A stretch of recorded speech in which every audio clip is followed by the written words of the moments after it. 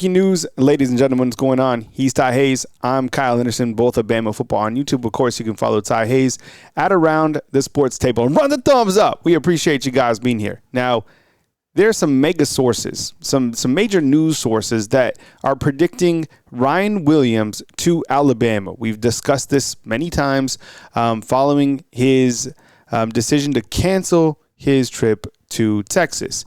We're still trying to work into the details if he is going to visit Auburn, which was another upcoming trip. And I know this is a lot of Ryan Williams news, but anytime you have someone like Steve Wiltfong or the great sources at On3 starting to say that they're predicting him to Alabama, it's getting pretty serious, right? So hit the thumbs up on the video. Ty, look, let's kind of go over this.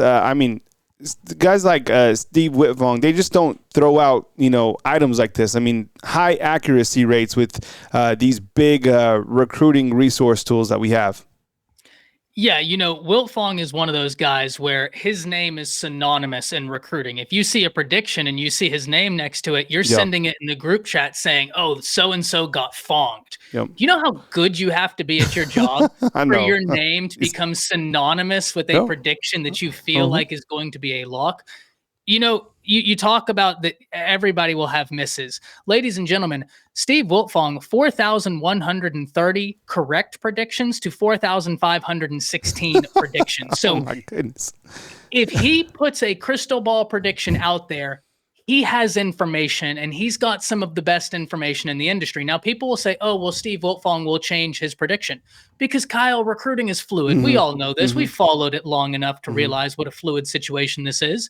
But if he is predicting Alabama, he has heard something that makes him think Alabama is the team to beat. Interesting to note, this is not the first crystal ball prediction inserted in favor of the Crimson Tide today. A Clemson insider also predicted him to Alabama, and it made me wonder what's going on in the background right now if even Clemson people are hearing Alabama is in a real good position for, in my opinion, a top 3 or 4 player in the class of 2024.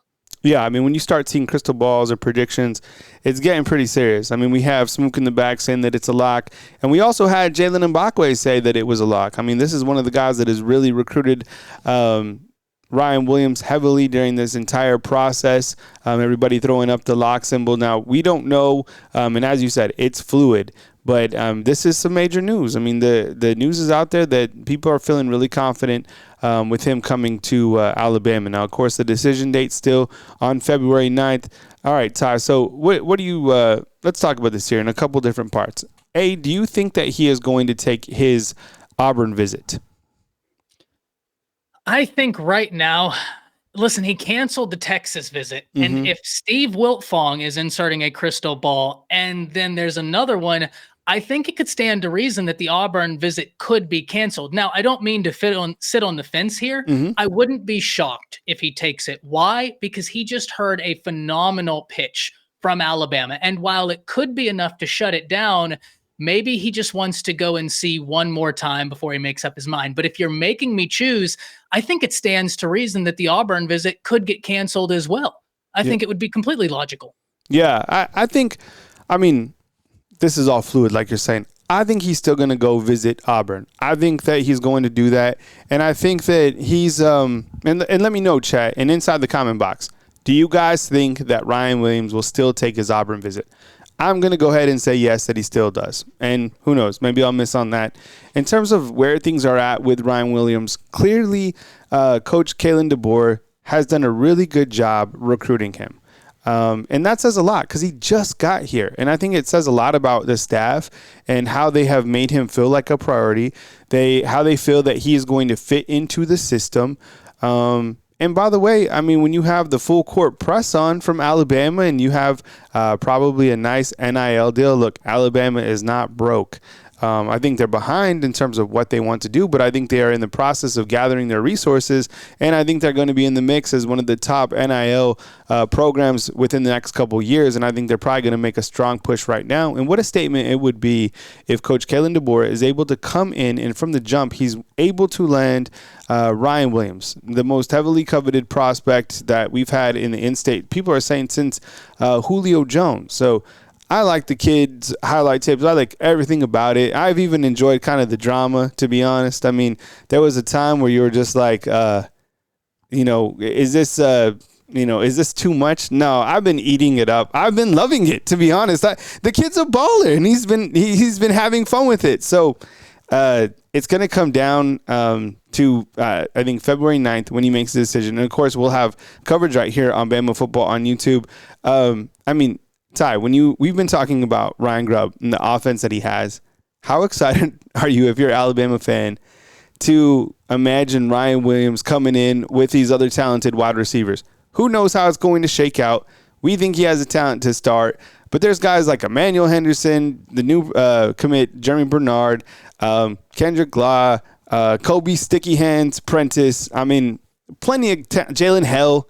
This wide receiver unit, I mean, there's a bunch of guys that are going to eat this year, and Ryan Williams would fit in really nicely with that. What's your take about thinking about what could be if he does jump on board? It's interesting you say that, Kyle, because that's a sentiment I've been echoing for a long time, that I think we have all these conversations about Alabama's wide receiver room, and I don't think people realize how talented it actually is. Yeah. You still have Emmanuel Henderson, you have Kendrick Law, you have Kobe Prentice, you have Cole Adams, you have Jalen Hale, plus Jeremy Bernard, plus the guys that just came in. And if you look at all of their stats, every single one of those guys that Alabama just signed in this 2024 class put up massive numbers in high school and are all very talented. But Kyle, I don't say this lightly. Ryan Williams is different. Yeah. As a prospect, he's different. And what he is able to do as a junior in high school, going up against this class, and let's get this understood. The number one player in this class for the 24/7 Sports consensus is a wide receiver. There have been talks, Kyle, on the national scouts who put together these rankings.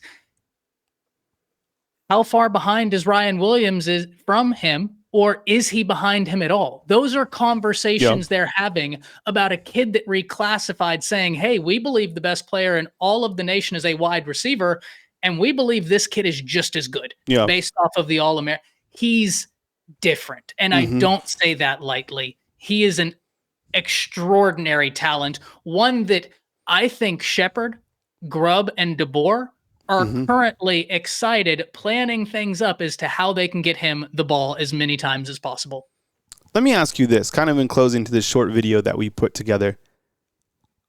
If you're a wide receiver and you have the playmaking ability that Ryan Williams has, and you're just simply choosing between Alabama and its offensive coordinator and its quarterback compared to Auburn, their OC, and their quarterback, what's the difference between them, and who are you choosing?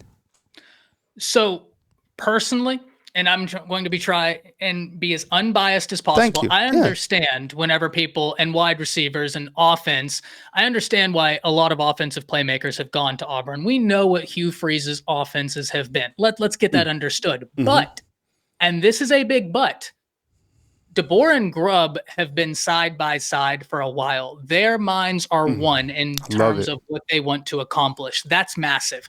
Plus, I just watched DeBoer take a 4-8 program 2 years ago that had an offense that ranked outside the top 100 scoring offenses in all of college football. 1 year later, he has them as a top 15 offense. Kyle, I know this is going to sound like I am hating to people on the outside. I would pick Alabama because I know what Shepard has done. I just watched him do it at Washington. I just watched 4 wide receivers get busy there, all put up big numbers, and Rome is going to be a first-round draft pick. He's that good. I know what this coaching staff has done. And when I look, one of the biggest things for me is the quarterback room. I like Alabama's quarterback room, even with Julian Sayin transferring, better than I like Auburn's quarterback room. And somebody's got to throw you the ball. I'd pick Alabama. Thank you. And if you would too, hit the thumbs up inside the comment box. He's Ty Hayes from Around the Table Sports. Definitely follow him. My name is Kyle Henderson. Give this video a thumbs up. Run them up on the videos, and we'll catch you soon. Always live back at Bama Football on YouTube.